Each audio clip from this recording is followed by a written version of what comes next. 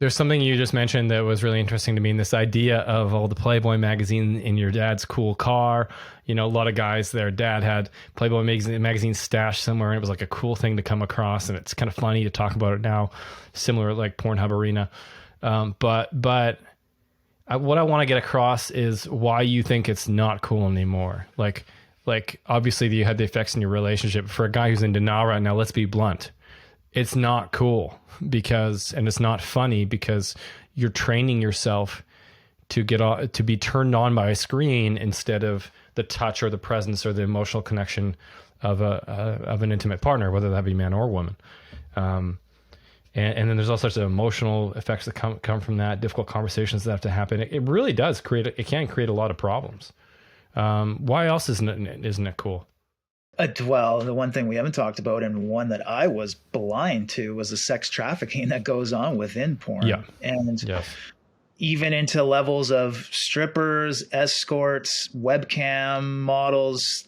You don't know if that woman that you're watching, whatever the act is being trafficked. And to me, watching it is voluntarily supporting sex trafficking, which is obviously a huge issue. What is sex trafficking? Can you explain?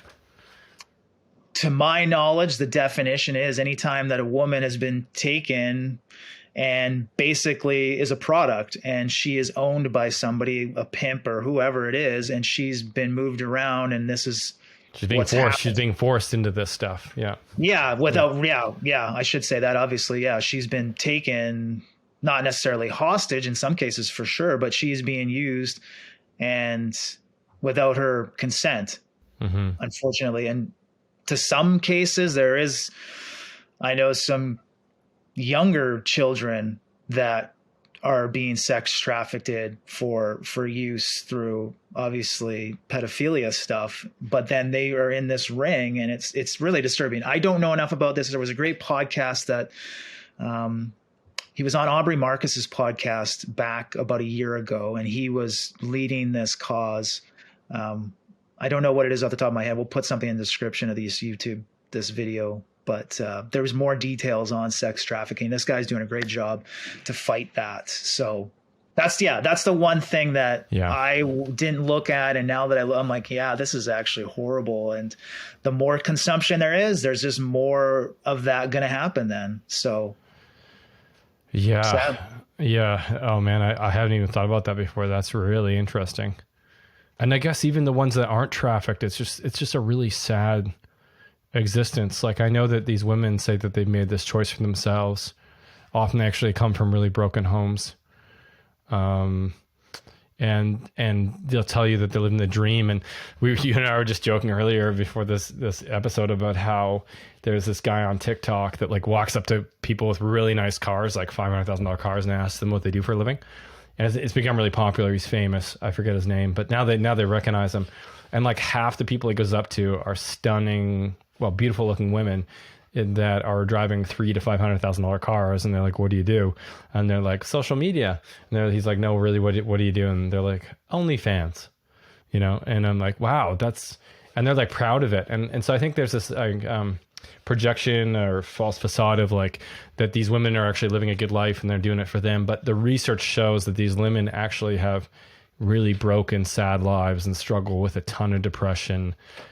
Suicide is high in the industry, things like that. So that's one thing that I've been trying to tap into more, just because they project the image of happiness and that they're enjoying the experience. Typically they're not, and they're not enjoying the sex that you're watching either. Yeah. I think you hit the nail on the head. A lot of the broken home stuff, whether that's some father issues or just lack of love growing up, or lack of confidence and belief in who they are, and then having to doctor their appearance to fit this mold and then to sell that, I think, there's two sides of it. There's men obviously are they're the consumers and the women are the product. If we all of a sudden take away the consumption of it, there is no product to sell anymore. Right. So it's twofold. It's like, if there is no more of this going on, then there's no more of them selling themselves and their pictures of them naked, or if they're having sex on their OnlyFans, whatever it is. But there's a demand for it, obviously. And I think this is interesting. I haven't even thought about much, but could be the fact that a lot of men, because they don't want to watch porn, if they go to OnlyFans, they maybe feel like they're not supporting porn because, well, at least I know this woman's working for herself and there's no production and there's no, clauses of issues with privacy or, age, consent, etc. Right. So I think that that's probably part of why a lot of men turn to the OnlyFans, because they think it's a, like, I guess, what's the word? Ethical style of porn, I guess, maybe. Yeah, it seems kind of harmless. And I knew when I was DJing and working in the nightclubs, obviously there were beautiful women working there as well. And if I knew them that were webcam girls, and they were, which was like back in the day, that was like the evolution of OnlyFans, I guess, to some degree. And they seemed to be okay with it and living a fine life. But knowing what I know about psychology, knowing what I know about the stats in the sex industry, sure, there might be somebody who's like, some person who's psychologically, emotionally built to be able to do that and then still be able to have a fulfilling romantic relationships. But the vast majority, if not every single one of them, are coming from, pretty broken homes and then really struggling in their intimate lives as a result of the work that they do.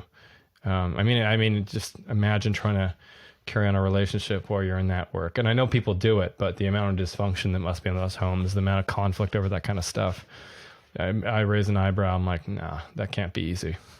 No, and I think that's one thing that we don't think about or look at, especially as men when we're consuming that. We objectify that woman for what it is and what she is, and that's her looks and that's her body. But we don't know what's going on inside of them and what's happened to them over the course of their life and why they've turned to this. Sure, there might be a few women who are empowered and they haven't had any issues and they're just using their bodies and their looks to make money, to better themselves, whatever. Good on them. If they're going to jump into another career. But yeah, and there could be a lot of denial within those women who are, like you say, coming from a broken home or had some sexual abuse or assault when they were a kid, and have turned to this, that they're in denial of what's happened to them and they haven't healed themselves. And they look at this as their way of, building up their confidence and self-worth, which, it's such an interesting conversation and topic to get into.